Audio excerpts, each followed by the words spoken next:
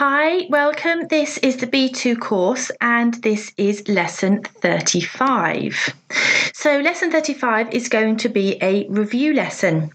My name's Stephanie. This is the upper intermediate course and as I've just said, we are on lesson 35. Okay, so there's lots to do in this lesson. We are going to be looking back and reviewing the work that we've covered in lessons 31, 32, 33 and 34. So that means that we will review verbs which take the gerund form, review verbs which take the infinitive form, and we will also look at verbs which can take either the gerund or the infinitive but with a change in meaning. Vocabulary, we're going to look at the two topics of music and sleep. So there's lots to do in this lesson, and as I've said in previous lessons, review is so important when you're learning a language. You need to practice the vocabulary, the grammar concepts in order to assimilate it and to make it part of your language. Okay, so let's start the lesson today with some grammar. Okay, so looking back at lesson 31, we focused on the gerund and infinitive forms. And more specifically, we looked at verbs which either are followed by a gerund or are followed by an infinitive. And we talked about how nice it was to have a rule that there are these verbs that always take a gerund and these verbs which always take an infinitive. But can you remember which ones? Okay, let's have a look. So can you remember which of these verbs are followed by the gerund form? Okay, so in our first row we have risk, manage, suggest, and hope. Postpone, seem, avoid, decide. And finally, consider, afford, finish, and just hidden behind me is the verb expect. So remember, you're thinking about the verb that follows this. So take the verb, for example, the first verb, which is risk. What do you think would follow risk? Risk to do or risk doing? Same with suggest. Suggest to go or suggest going.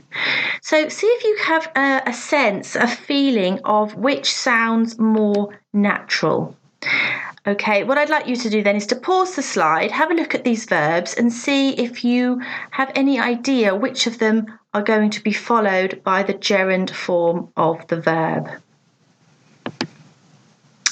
Okay, let's have a look together and see which ones are definitely followed by the gerund. Okay, so you'll notice that gerund is highlighted in a different colour. So all the verbs that are in the same colour are indeed followed by a gerund. So in our first row, we have risk and suggest. In row 2, we have postpone and avoid. And in row 3, we have consider and finish. So well done if you correctly identified that these are the verbs, the 6 verbs that we looked at in lesson 31, and these are the verbs that are always followed by a gerund form. So hopefully that means you've also worked out that the other verbs, the ones I've highlighted in blue, are going to be followed by an infinitive. Manage to do, hope to go, seem to have. These verbs are always followed by an infinitive form. Okay, so these are the 12 verbs that we looked at in lesson 31. So I think it's time that we did some practice and see if we can put these verbs in the right forms. Okay, so what I'm going to ask you to do is to read about Ben. Ben has some difficult decisions to make. So what I want you to do is to read the text, look at the highlighted verb, and decide what follows. Is it a gerund or an infinitive form? And then put the following verb in the correct form. So we're only going to look at the 12 verbs, the 12 verbs that we've just looked at. These are the only verbs we're looking at. So 6 are followed by a gerund and 6 are followed by an infinitive. Okay, so let's find out a bit more about Ben. Okay, Ben wasn't sure if he could afford to university. His parents suggested to his course tutor for advice on funding options. One option was to postpone for a year in order to get a job and earn some money. Ben couldn't decide what for the best. On the one hand, he didn't want to risk his place, but on the other, he couldn't manage the fees. Ben knew that he couldn't avoid a difficult decision. He had always expected to university and hadn't really considered anything else. However, after doing some research, he discovered that there seemed alternatives, such as apprenticeships that would allow him to work and finish for a qualification at the same time. Ben hoped accepted onto one of those schemes. Okay, so we have our 12 verbs highlighted in green. What you need to do is to think, is this verb followed by an infinitive or a gerund? For example, number 1, is it afford to go or afford going? Pause the slide and see if you can correctly write down the 12 verbs for me. Okay, how did you find that? Okay, maybe quite challenging, maybe quite easy, depends perhaps if you've looked at lesson 31. In any case, let's review the answers together and hopefully you have the same as me. Okay, so I will read the text again with the answers in. Ben wasn't sure if he could afford to go to university. His parents suggested speaking to his course tutor for advice on funding options.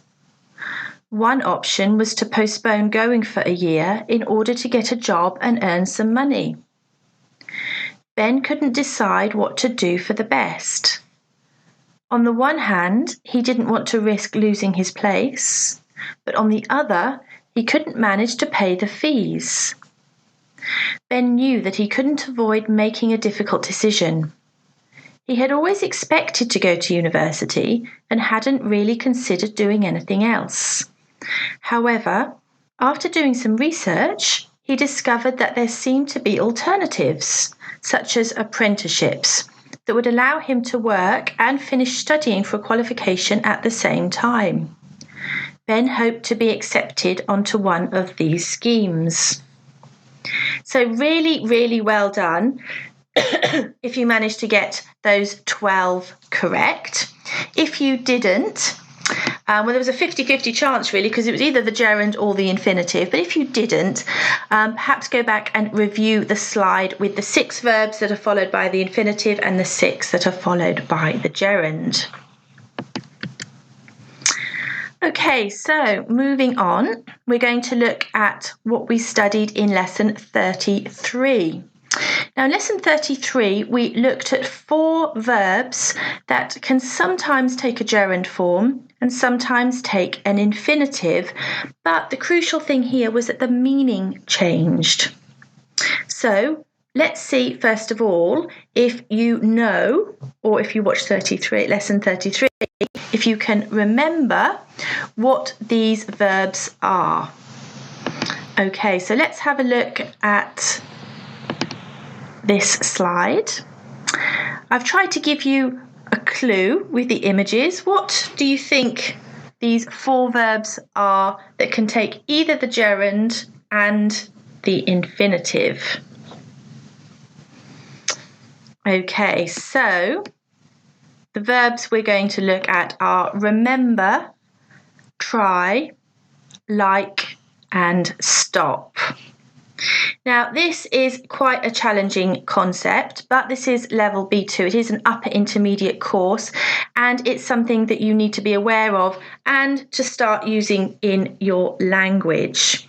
So what we're going to do is to practice, but if you find that you're not getting the answers correct, I really suggest that you look at lesson 33, because in lesson 33, we look at each verb individually and we focus on the reasons why, we focus on the change in meaning, and we do lots of practice on each individual verb.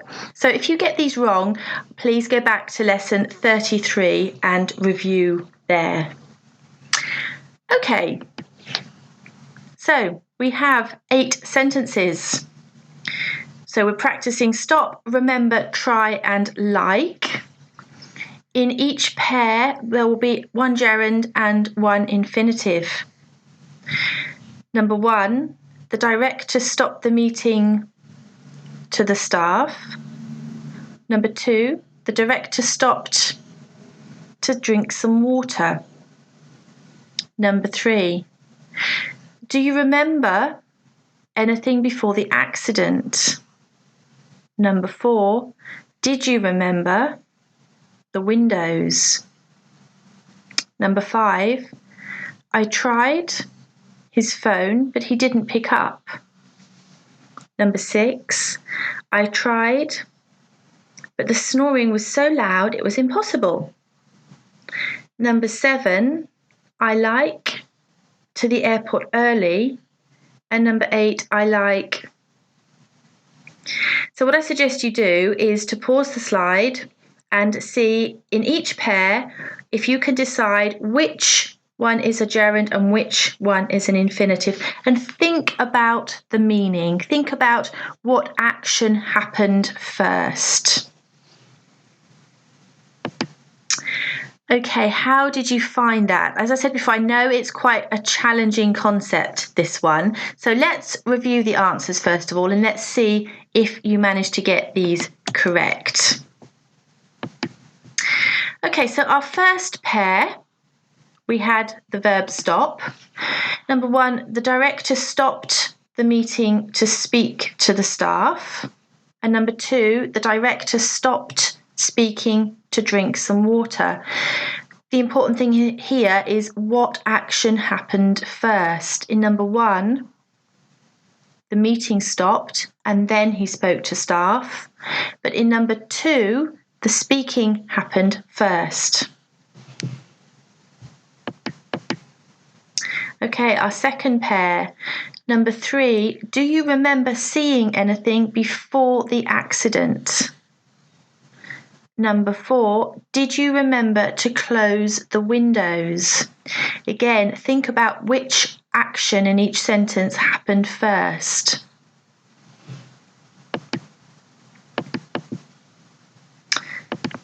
Five and 6, with try, I tried calling his phone, but he didn't pick up. Number 6, I tried to sleep, but the snoring was so loud it was impossible. Remember, the important thing with try is whether the action is successful or not.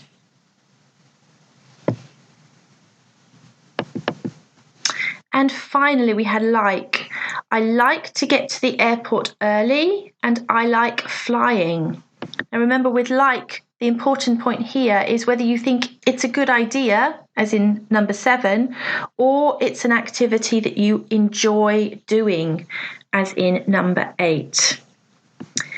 Really, really great. Super if you managed to get all of those correct. That's excellent, really excellent. If you didn't, don't worry, it's fine, but maybe go back and have a look at lesson 33 when we looked at this in a lot more detail. Okay, so moving on from the grammar, we're going to have a look at some vocabulary, and we're going to start with vocabulary connected to music. So a really nice topic. In lesson 32, we discussed music. Okay, but can you remember what we talked about? Okay, so we have 6 sentences, but there is a word missing. I've given you the first letter as a clue. Number 1, her sense of is perfect, which is why she is a great musician. Number 2, when I was a student, I joined the university. Number 3, the is a large string instrument. Number 4, is a piece of equipment to make your voice louder. Number 5, a group of people who sing together are and number 6, is the part of a song that is repeated several times. Pause the slide and see if you can figure out the correct word. Okay, let's have a look together.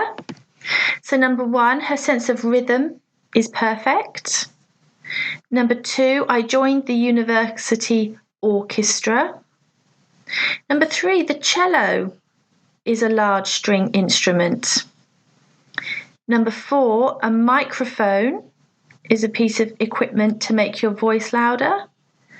Number 5, people who sing together are a choir. Note the pronunciation, choir. And number 6, the chorus is the part of a song that is repeated several times. So interesting pronunciation there, which again is something we looked at in more detail in lesson 32. Okay, so what about musical instruments? Do you play a musical instrument? Maybe you did when you were a child, but you don't have time now. Maybe you enjoy going to concerts.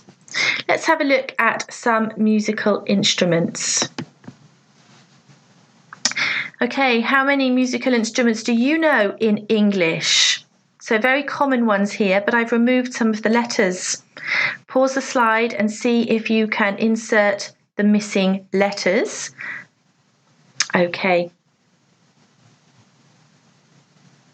Okay, how did you do there? Let's have a look together. So hopefully you will have in the first line guitar, oboe, violin and tuba,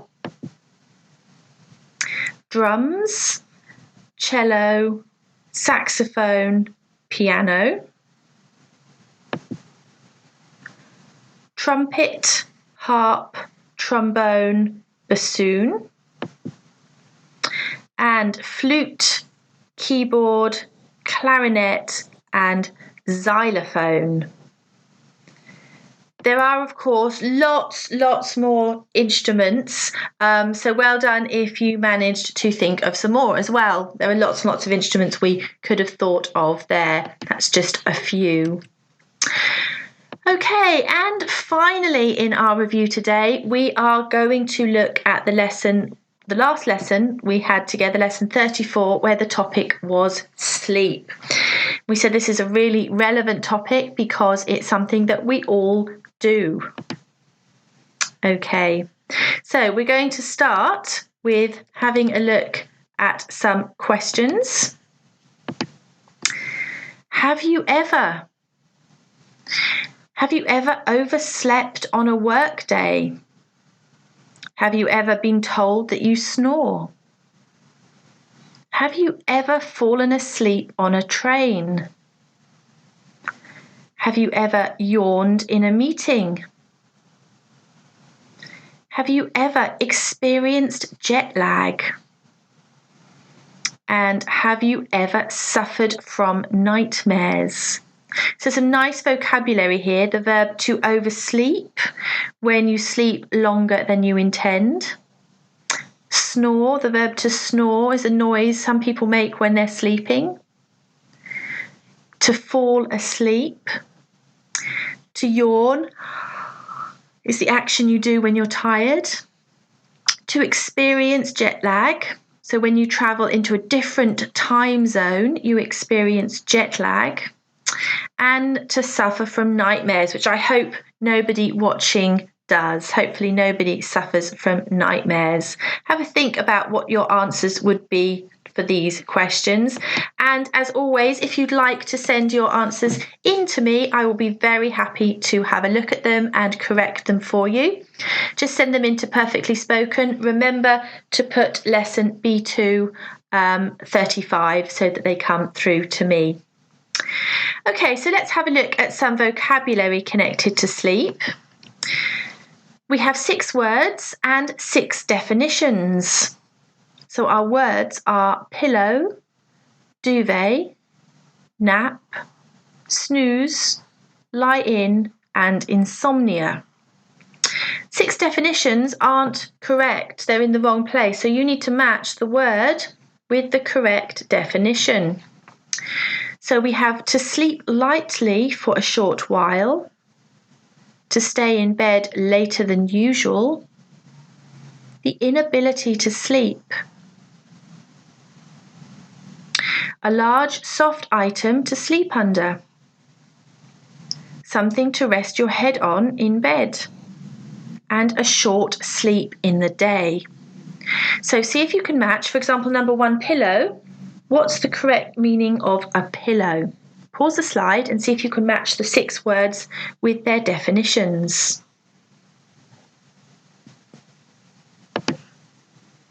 Okay, as we said, vocabulary connected to sleep is important. Maybe you travel, you're in a hotel, it's cold, you need to ask for something. Maybe the pillow isn't right for you and you need to change it. So it is useful to know vocabulary connected to this topic. Okay, let's check our answers. So, a pillow is something to rest your head on in bed. Not to be confused with a cushion, which is what you have on a chair or a sofa. Pillow is only in bed. Number 2, note the pronunciation duvet. Duvet is a large soft item that you sleep under. So especially in colder climates, it's too cold to just sleep under a sheet. So we sleep under a duvet. It's the soft item that you sleep under. And if it's especially cold, you can put a blanket on top. Number 3, a nap is a short sleep in the day. Number 4, snooze is to sleep lightly for a short while. Number 5, lie in or to lie in is to stay in bed later than usual. Now, before we looked at, and I asked you, have you ever overslept? It's a key difference to oversleep and to lie in. The action is the same. In both situations, you're in bed longer than you intended, but to lie in is positive. It means maybe it's your day off and you don't have an alarm clock, so you have a lie in. To oversleep is very negative. It means you should be at work, but you're still in bed. So it was an accident. Okay, and the last word is insomnia, which is the inability to sleep. And that's the end of review lesson 35. I hope you found it useful. Remember, the key factor, the key point with review is that we're practicing what we've studied. We're looking at it, we're looking at different exercises, we're repeating the vocabulary so that you can retain it. If you had any difficulties with any of the sections, please go back to the original lesson. Otherwise, I will see you next in lesson 36, which is a grammar-based lesson on reported speech. If you're not sure what it is, don't worry, we're going to find out together. Okay, thank you for watching. Have a good day.